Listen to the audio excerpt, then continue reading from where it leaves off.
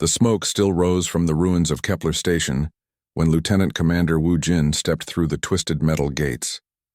His boots crunched on broken glass and ash as he led his squad deeper into what had once been a thriving human colony. The air tasted of burnt plastic and something worse that he tried not to think about. Another ghost town, Sergeant Haywan muttered behind him, her rifle ready as she scanned the empty streets. The Vorthak really did a number on this place. Wu Jin nodded but said nothing. This was the 5th colony they had found like this, in 2 weeks. The alien raiders came fast and left nothing alive. No prisoners, no survivors, just silence and the smell of death. The Vorthak Empire had been at war with humanity for 3 years now. It started over mining rights in the outer systems, but it had grown into something much worse. Both sides fought with a hatred that surprised even the military commanders. There was no mercy anymore. No rules. Just kill or be killed. Sir. Over. Here, called Private Minsu from across the square. He was kneeling beside a pile of rubble that had once been a school. I think I hear something. Wu Jin hurried over, followed by the rest of his team. They all stopped and listened. At first there was only the wind moving through the broken buildings. Then they heard it. A soft sound, barely audible. It could have been the wind, but it sounded like crying. There's someone under there, Haywan said, already moving toward the rubble. Could be a kid. The squad worked for 2 hours, moving chunks of concrete and twisted metal piece by piece. The crying grew louder as they dug deeper. Wu Jin felt his heart racing. After seeing so many dead colonies, finding a survivor would be a miracle. Ah Wei, see something? Minsu called out. He was lying flat on his stomach, reaching into a small gap between 2 large pieces of concrete. It's some kind of pod or container. They worked faster now, clearing away the debris until they could see it clearly. It was a survival pod, the kind used in emergency evacuations. The metal was scorched and dented, but the seal was still intact. A small window showed the inside was still pressurized. Stand back, Wu Jin ordered. He activated the emergency release on the pod. The door hissed open and warm air flowed out. Inside was a child, but not a human child. The infant was small, maybe 6 months old. Its skin was pale blue, like ice under moonlight. Large, dark eyes looked up at them, filled with tears. Along its neck, small gill slits opened and closed as it breathed. Its tiny hands reached toward them, fingers slightly webbed. It was Vorthak. Holy hell, Haywan whispered, taking a step back. It's one of them. The baby made a soft sound. Not quite human, but clearly distressed. It was cold and hungry and afraid, just like any human baby would be. We should leave it, said Corporal Teho, his voice hard. The Vorthak killed everyone here, every man, woman, and child. Why should we save one of theirs? It's just a baby, Minsu argued. Look at it, it can't even sit up. A baby that will grow up to kill humans, Haywan replied. That's what they do. That's what they are. Wu Jin stared down at the infant. Its eyes met his, and he saw something that made his chest tight. Fear. Loneliness. The same look he had seen in human children during the war. The same look his own daughter had worn the day she died in the first Vorthak attack on Earth. The baby reached up toward him with one small hand. Without thinking, Wu Jin knelt down and carefully lifted the child from the pod. It was lighter than a human baby, its bones more delicate. The infant immediately stopped crying and curled against his chest, seeking warmth. Sir, what are you doing? Haywan asked, her voice sharp with worry. What I should do, Wu Jin said quietly. He could feel the baby's heartbeat against his chest, fast and fragile like a bird's. This child didn't kill anyone. This child is just scared and alone. The Vorthak would never do the same for a human baby, Teho said angrily. They would snap its neck without thinking twice. Then that's the difference between us and them, Wu Jin replied. He looked around at his squad. They were all good soldiers. They had all lost friends and family to the Vorthak. But they were also human beings, and human beings were supposed to be better than their enemies. Sir, we have orders, Heywan said, but her voice was softer now. We're supposed to report back to base in 6 hours. What do we tell them about this? Wu Jin thought about his orders. Search and destroy any Vorthak technology. Gather intelligence on enemy movements, return to base for debriefing. Nothing in his orders said anything about alien babies. We tell them we found a survivor, he said finally. Human or not, this is a child who needs help. The brass won't see it that way, Heywan warned. They'll want to study it, or worse. Wu Jin knew she was right. The military scientists were always looking for ways to understand the Vorthak better. Biological samples, genetic material, anything that might give humanity an advantage in the war. This baby would be seen as a prize, not a person. The infant made a small sound and opened its eyes again. It looked up at Wu Jin with complete trust, the way babies do when they know they are safe. In that moment, Wu Jin made a decision that would change everything. We're not going back to base, he said quietly. Sir? Minsu asked, confused. This baby needs to go home, to its own people, to whatever family might still be alive out there. Wu Jin held the child closer. That's what we're going to do. That's desertion, Heywan said, but she didn't sound angry anymore. She sounded worried. They'll court-martial you, maybe execute you. Maybe, Wu Jin agreed, but I can live with that. I can't live with leaving this child to die or be used as a lab rat. He looked at each of his soldiers. They were all staring at him like he had lost his mind. Maybe he had. 3 years of war could do that to a person. But as he held the alien baby, he felt something he hadn't felt in a long time. Purpose. Not the purpose of following orders or winning battles, but the purpose of doing what was right. I'm not ordering any of you to come with me, he said. You can go back to base. Tell them I went crazy. Tell them I'm a traitor. It doesn't matter. For a long moment, nobody spoke. The baby made a soft cooing sound and grabbed Wu Jin's finger with its tiny hand. Well, Heywan said finally, slinging her rifle over her shoulder. I always wanted to see Vorthak space. Heard they have 3 sons. One by one, the others nodded. Minsu grinned.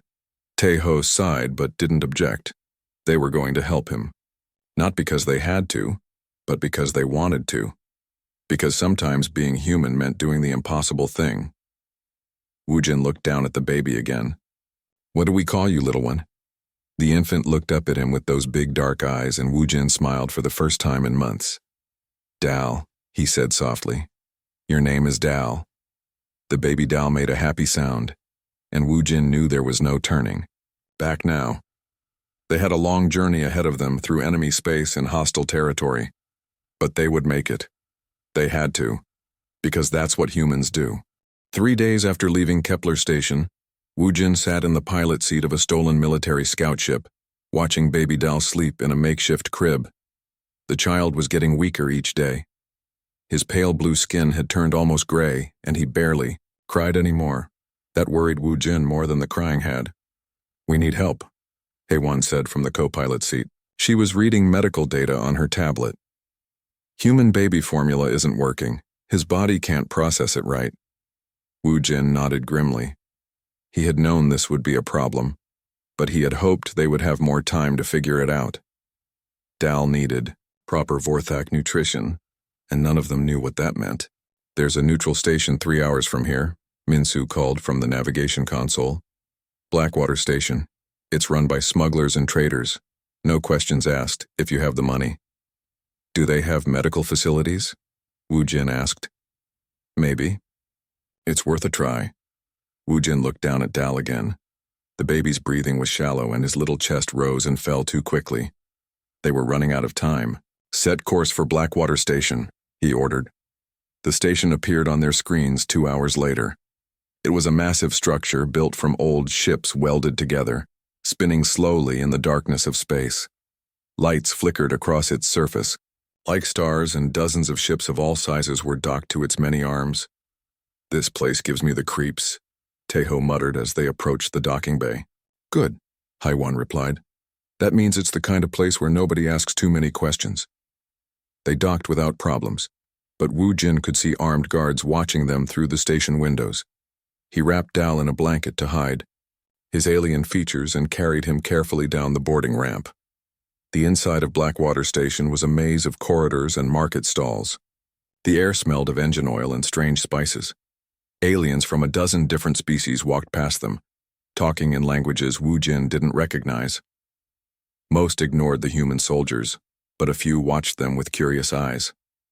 "Medical bay is on level 7, Minsu said, reading signs on the wall. "On. But sir, how do we explain what we need without telling them about Dal?" It was a good question. Asking for Vorthak medical supplies would definitely raise suspicions. Before Wu Jin could answer, a woman stepped out of the shadows near a side corridor. "You boys look lost," she said in accented standard. She was human, maybe 40 years old, with short black hair and scars on her hands. "And that bundle you're carrying looks like trouble. We're just passing through," Wu Jin said carefully. The woman smiled, but it wasn't a friendly smile. Nobody just passes through Blackwater Station, especially not military types with a sick baby they're trying to hide. Wu Jin felt his squad tense behind him. His hand moved toward his sidearm, but the woman held up her hands. "Relax, soldier boy. I'm not your enemy. Name's Subin. I run a medical clinic here, and from the look on your face, you need my help more than I need your trouble." "What makes you think we need help?" Heywan asked. Subin pointed at Dal. "Because that baby hasn't made a sound since you got here, and you keep checking to see if he's still breathing. Also, you smell like desperation." Wu Jin made a quick decision. "Can you help him?" "Depends. What's wrong with him?" Wu Jin looked around. The corridor was crowded with traders and travelers. Too many ears listening. "Can we talk somewhere private?" Subin studied his face for a long moment, then nodded. "Follow me." She led them through the twisting corridors to a small medical clinic tucked between a weapons shop and a food stall. The clinic was clean and well-equipped, better than Wu Jin had expected. Subin locked the door behind them and activated a privacy screen. "Now," she said, crossing her arms. "What's really going on here?" Wu Jin hesitated. Trusting a stranger with their secret could get them all killed. But Dal was dying and he was out of options. Slowly, he pulled back the blanket. Subin's eyes went wide when she saw Dal's blue skin and gill slits. "Sweet mother of stars, that's a Vorthak baby." "Can you help him?" Wu Jin asked desperately. Subin stared at Dal for a long moment. The baby's eyes fluttered open and he looked up at her with those big dark eyes. She reached out one finger, and Dal weakly grabbed onto it. "He's starving," she said softly. "Vorthak infants need a specific protein that's only found in their homeworld sea plants. Without it, they can't digest regular food." "Do you have any?" Heywan asked. "Some. It's expensive and hard to get, but I keep a small supply for emergencies." Subin looked up at Wu Jin. "But first, I want to know why a human military squad is carrying around an enemy baby like it's their own child." Wu Jin told her the story. How they found Dal in the ruins of Kepler Station. How he couldn't leave a helpless child to die. How they had deserted their posts to try to get Dal back to his own people. When he finished, Subin was quiet for a long time. She looked at Dal, then at Wu Jin, then back at Dal. "You're all crazy," she said finally. "You know that, right? The military from both sides will be hunting you. The Vorthak will think you're trying to experiment on their kid. The humans will think you're traitors." "I know," Wu Jin said. "But what else could I do?" Subin smiled, and this time it was genuine. The right thing, apparently. She moved to a medical cabinet and pulled out several small containers. "This should help stabilize him, but it's only a temporary fix. If you really want to get him home, you'll need a lot more supplies than I can provide." "What do you mean?" Minsu asked. "Vorthak space is on the other side of the galaxy. That's a 6-month journey through some of the most dangerous territory known to civilized beings. Pirate fleets, rogue AI ships, radiation storms, and worse. You'll need a better ship, better weapons, and a lot more medical supplies." "How much?" Wu Jin asked. Subin laughed, but there was no humor in it. "More than you have, soldier boy, more than anyone has." Wu Jin felt his heart sink. They had come so far, but it seemed impossible. How could 4 deserters and a baby make it across the galaxy? However, Subin continued, I might know someone who could help. If you're really serious about this crazy plan. We're serious, Wu Jin said without hesitation. There's a man named Jin Ho who runs let's call it an independent shipping company. He's got ships, crew, and connections throughout the outer systems. He also has reasons to hate both the human and Vorthak governments. A pirate, Haiwan said flatly. A businessman with flexible morals, Subin corrected. But he's also a man who understands what it means to lose family to this war. If anyone would help you get that baby home, it would be him. She prepared a bottle of formula mixed with the Vorthak proteins and handed it to Wu Jin. Dal immediately began drinking eagerly, his color already starting to improve. Jin Ho will be here in 2 days, Subin said. His fleet stops at Blackwater, station every month to resupply. I can arrange a meeting, but after that you're on your own. Why are you helping us? Taeho asked suspiciously. Subin looked at Dal, who had finished eating and was looking around with brighter eyes. Because 3 years ago I was a military medic. I've seen what this war does to children, human children, alien children. It doesn't matter. They all bleed the same color. She paused, then added quietly. And because someone needs to prove that we're better than the hatred that's consuming both our species. Wu Jin nodded. Thank you. Don't thank me yet. Wait until you meet Jin Ho. He's complicated. As if on cue, alarms began blaring throughout the station. Red lights flashed in the corridors outside. What's that? Minsu asked. Subin checked her communication device and her face went pale. Military ships, both human and Vorthak. They're demanding permission to search the station. Wu Jin felt cold fear in his stomach. They're looking for us. Probably. This clinic has a hidden room where I treat sensitive cases. You can hide there until they leave. How long? Haiwan asked. Could be hours.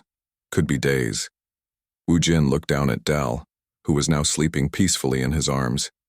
The baby looked healthier already, but they were still so far from safety. 2 days until Jin Ho arrives? He asked. 2 days, Subin confirmed. Then we wait. And we hope. Outside, the sound of military boots echoed through the station corridors. Their hunt had begun. 2 days felt like 2 weeks hiding in Subin's secret room. The space was barely large enough for 4 grown men and a baby, with only recycled air and the sound of their own breathing for company. Dal had recovered quickly with proper nutrition, but being cooped up made him fussy. Wu Jin spent most of his time walking back and forth in the tiny space, bouncing the baby to keep him quiet. Military patrols left this morning, Subin announced when she finally opened the hidden door. Coast is clear for now. Wu Jin stepped out into the clinic, grateful to stretch his legs. Dal gurgled happily in his arms, reaching for the bright lights. The baby had grown noticeably in just 2 days, and his blue skin now had a healthy shine.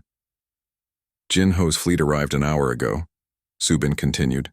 But I should warn you, he's not in a good mood. Lost 2 ships to a human patrol last week. Will he still meet with us? Haiwan asked. He'll meet with you.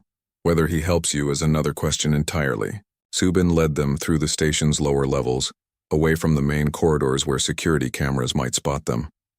The deeper they went, the darker and more dangerous the area became. Strange smells drifted from behind closed doors and shadowy figures watched them pass. They finally stopped at a heavy metal door guarded by 2 aliens Wu Jin didn't recognize. The guards looked at Subin and nodded, then stepped aside. Remember, Subin whispered before they entered. Jin Ho used to be military. He understands duty, but he also understands betrayal. Don't lie to him. The door opened into a large room filled with smoke and the sound of voices speaking in different languages. It was some kind of meeting hall with tables scattered around where various groups conducted business. At the far end, on a raised platform, sat a man who could only be Jin Ho. He was younger than Wu Jin had expected, maybe 35, with short black hair and scars across his face that spoke of hard fighting. He wore a modified military jacket covered in patches from different worlds, and his eyes were cold as winter space. Around him sat his crew. Wu Jin counted at least 15 beings from 6 different species. All were armed, all looked dangerous, and all were watching the newcomers with suspicion. "So," Jinho said as they approached, his voice carrying across the room, "you're the human soldiers who've been causing so much trouble." "We haven't caused any trouble," Wu Jin replied carefully. Jinho laughed, but it wasn't a pleasant sound. "Really? Because I've been hearing chatter on every frequency for the past week about human deserters carrying stolen military secrets. Both sides want you dead. We're not carrying secrets." "Then what are you carrying?" Jinho leaned forward in his chair. "Subin says you need passage to Vorthak space. That's a dangerous journey, and I don't do charity work." Wu Jin looked around the room. Every eye was on him. This was the moment of truth. He could lie, try to make up some story that might convince Jinho to help them, or he could trust Subin's advice and tell the truth. He pulled back the blanket covering Dal. The room went completely silent. Several of Jinho's crew reached for their weapons, but he held up a hand to stop them. "Well," Jinho said quietly, "that's not what I expected." A woman sitting to Jinho's right suddenly stood up. She was tall and pale, with the distinctive features of a Vorthak. Her skin was the same blue as Dal's, but marked with intricate tattoos that covered her arms and neck. "May I see the child?" she asked in perfect standard. Wu Jin hesitated, but something in her voice made him step forward. The woman looked down at Dal with gentle eyes, and the baby smiled up at her. "His name is Young Mi," Jinho explained. "She used to be Vorthak military before she joined my crew." Young Mi examined Dal carefully, looking at his skin patterns and the shape of his ears. Her expression grew more serious with each passing moment. "This is no ordinary child," she said finally. "Look at the markings around his eyes, the way his gill slits are positioned. This baby is from a high-ranking family." "How high?" Jinho asked. "Very high. Possibly noble blood, maybe even imperial family." Young Mi looked up at Wu Jin. "Where did you find him?" Wu Jin told the story again, watching Young Mi's face as he spoke. When he finished, she was quiet for a long time. "Kepler Station was attacked by the Crimson Fleet," she said finally. "They're Vorthak extremists who believe in total war. No prisoners, no mercy. If this child was there, it means his family was probably trying to escape the war." "Does that change anything?" Wu Jin asked. Young Mi smiled sadly. "It changes everything. If we can return this child to his family, it could open doors that have been closed since the war began. There are many Vorthak who are tired of fighting, just like there are humans who want peace." Jinho stood up and walked down from his platform. He studied Dal for a long moment, then looked at Wu Jin. "You really deserted your post for this baby?" "Yes. Lost your career, your rank, probably your life, all for an enemy child." "He's not my enemy. He's just a baby who needs to go home." Jinho nodded slowly. "I had a family once, wife and daughter. They died in the first Vorthak attack on New Seoul. I joined the military after that, fought for 2 years before I realized—" The war was making monsters of everyone involved. He paused, looking around at his crew. "These people with me, they're all refugees from the war. Different species, different backgrounds, but all running from the same thing. The hatred that's consuming the galaxy. Will you help us?" Heywan asked. "The journey to Vorthak space goes through the dead zone," Jinho said. "Rogue AI fleets patrol those sectors. Pirates hunt in packs.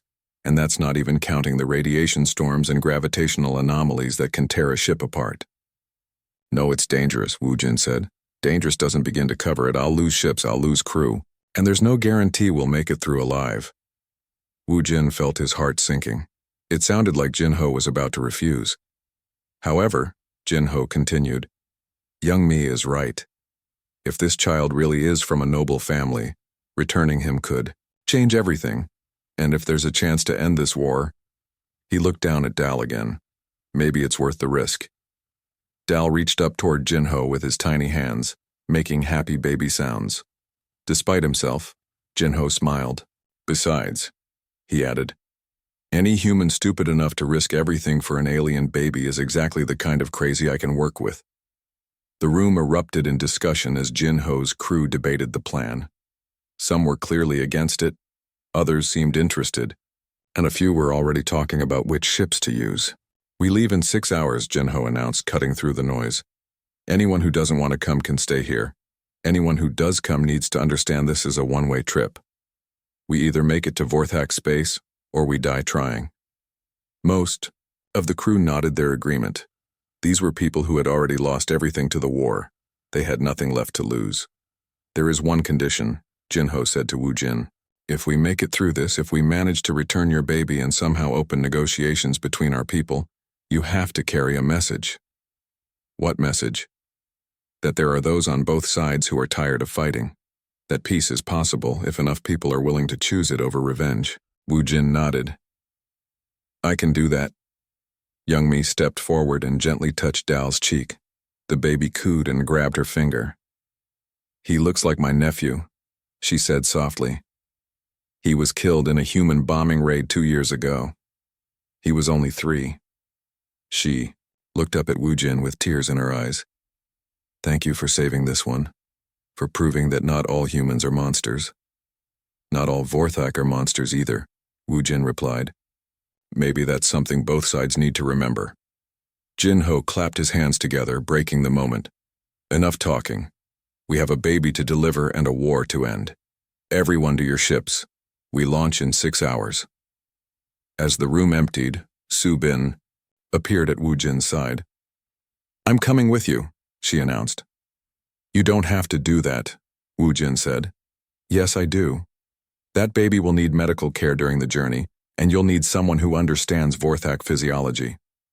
She paused, then added quietly, and maybe it's time I stopped hiding from the war and started doing something to end it.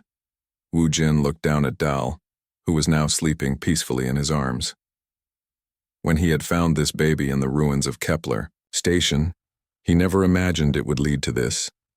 A pirate fleet, a journey across the galaxy, a chance to end the war. But as he watched Dal sleep, he knew they were doing the right thing.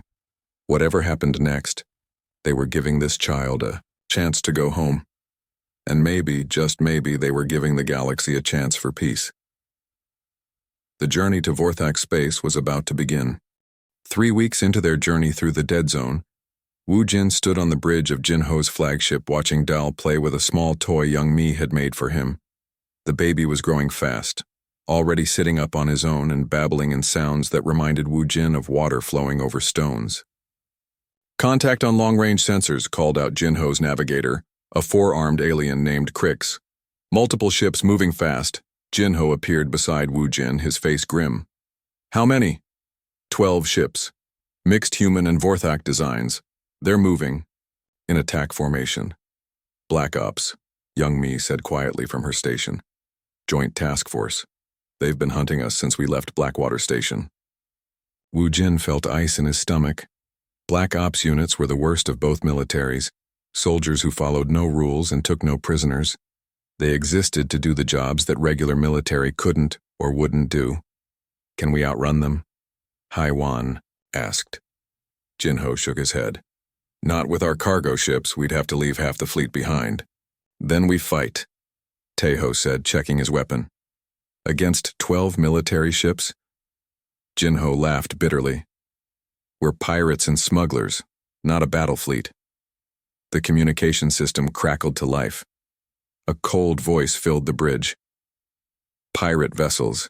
This is Commander Hayes of the Joint Task Force Prometheus. You are carrying stolen military personnel and classified materials. Surrender immediately or be destroyed. Classified materials, Minsu muttered. They mean Dal. Wu Jin looked down, at the baby in his arms. Dal was looking up at him with those big dark eyes, completely unaware of the danger surrounding them. How could anyone call this innocent child a military asset? This is Captain Jinho. Jinho spoke into the communicator. We're independent, Traders carrying medical supplies. We have no military personnel aboard. Negative.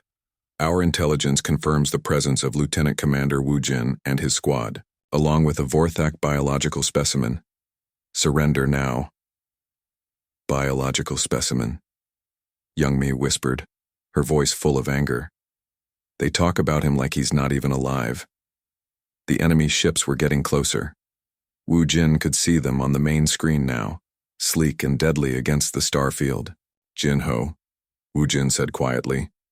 You don't have to do this. Give me a shuttle. I'll take Dal and go. Your people don't need to die for us. Jin-ho turned to look at him. And let you face them alone? What kind of captain would that make me? Smart one, Haewon said. This isn't your fight. Yes, it is. Jin-ho's voice was firm. The moment we decided to help you, it became our fight. Besides, half my crew has family that died in this war. The other half are tired of running from it.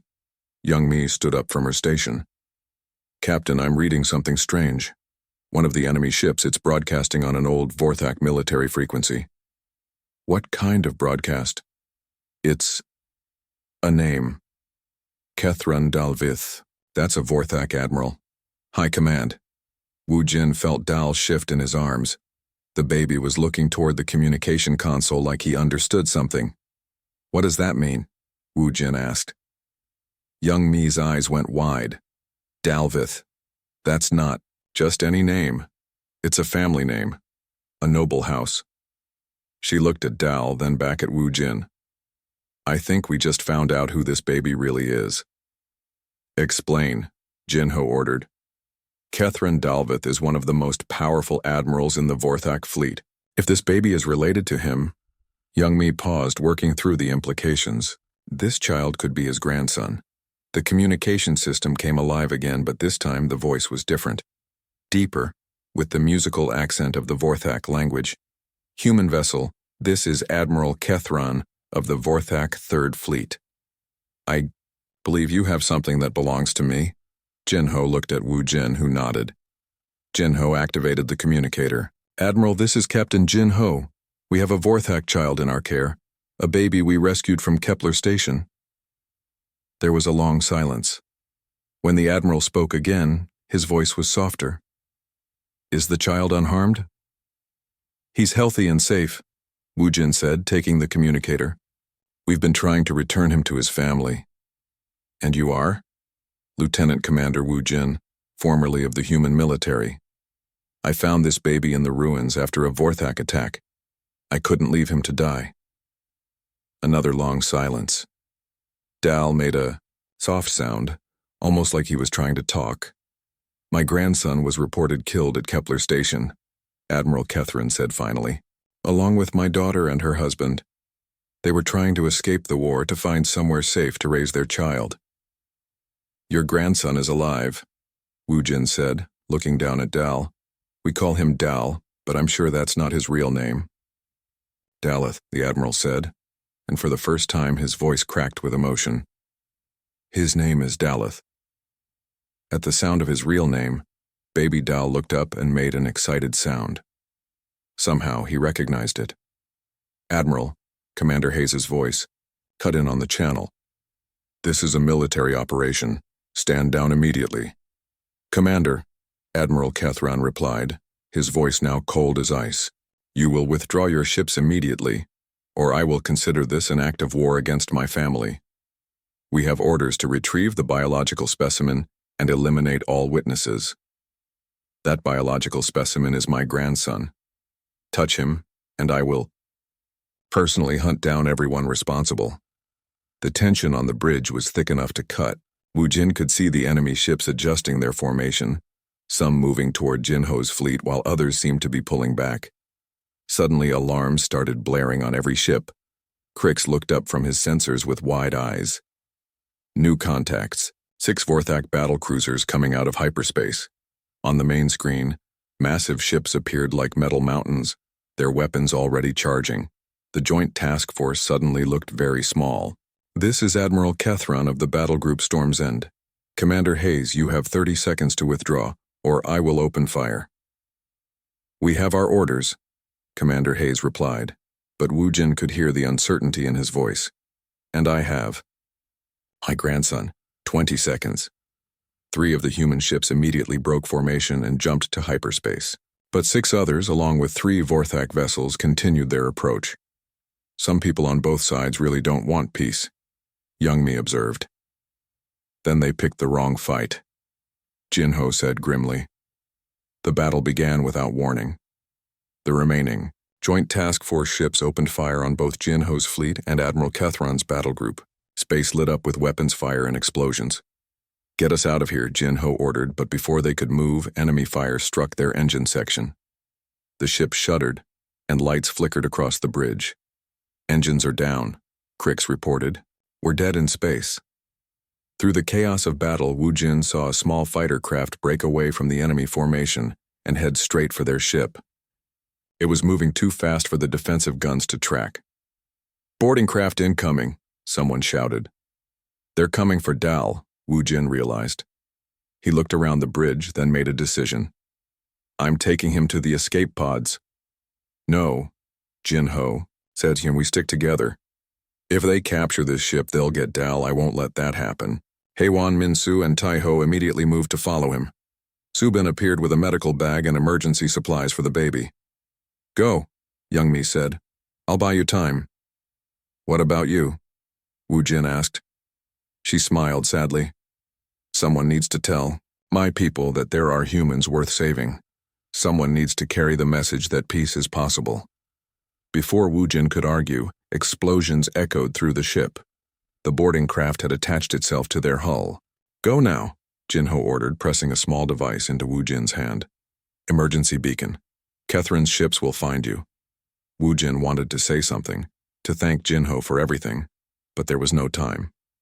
He clutched Dal close to his chest and ran for the escape pods with his squad and Subin right behind him. As their pod ejected from the dying ship, Wu Jin looked back to see Jinho's flagship exploding in bright fire. His heart broke knowing that good people had died to protect one small baby, but Dal was safe. Dal was alive. And somewhere in the burning chaos of the battle, Admiral Kethran's ships were winning, driving off the remaining enemy vessels. Their pod drifted in space for 2 hours before a Vorthak rescue ship found them. As they were pulled aboard, Wu Jin wondered what would happen next. Would Admiral Kethran see him as a hero who saved his grandson, or as an enemy who had stolen a Vorthak child? Dal seemed to sense his uncertainty. The baby reached up and touched Wu Jin's face with one small hand, making a soft sound that might have been comfort. Whatever happened, they had kept their promise.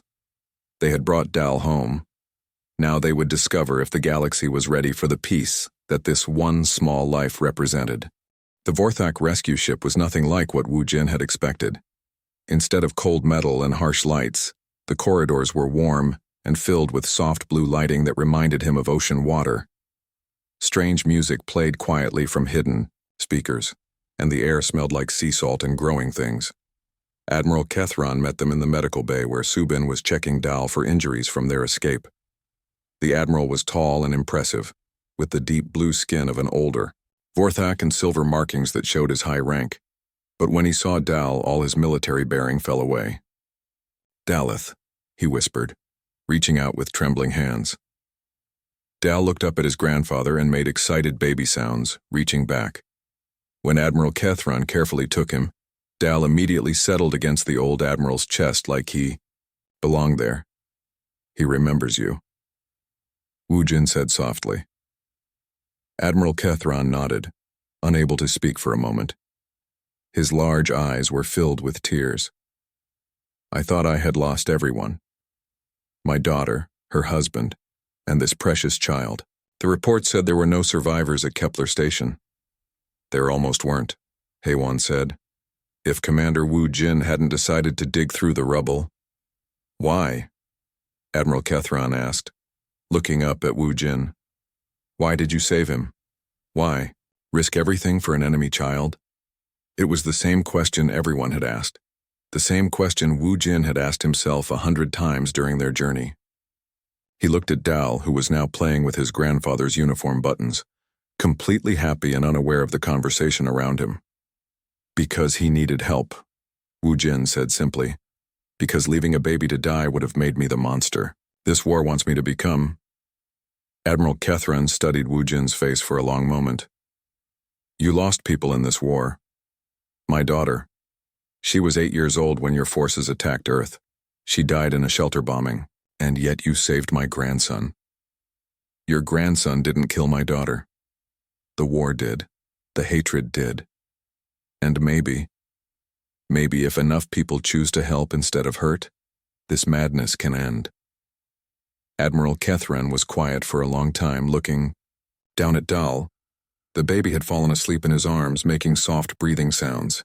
There are those among my people who will say this child is contaminated, the Admiral said finally. That contact with humans has made him unfit to be part of Vorthak society. What do you say? Subin asked. I say they are fools. This child has been saved by the very people we are fighting. He has been cared for and protected by those we call enemies.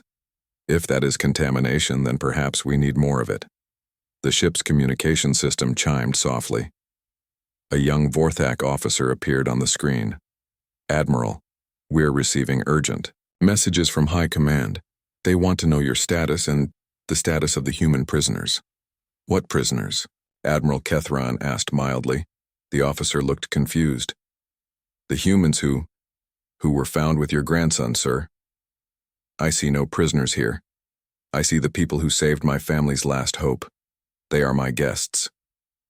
Wu Jin felt a wave of relief, but it was short-lived. The officer continued his report. Sir, there are also ships from both fleets converging on our position. It appears that news of the child's survival has spread. Some of our people want him returned immediately. Some of the humans want him studied. Admiral Kethran's expression darkened. How long before they arrive? 6 hours, maybe less. The Admiral looked down at Dal, then back at Wu Jin. It seems our time is running short. Both our people have factions that profit from this war. They will not want peace. What can we do? Minsu asked. We can prove them wrong, Admiral Kethran said firmly. We can show both our species that there is another way. Over the next few hours, Admiral Kethran told them about the growing peace movement within Vorthak society.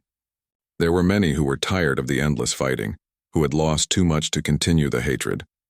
Similarly, Wu Jin shared what he knew about humans who wanted the war to end.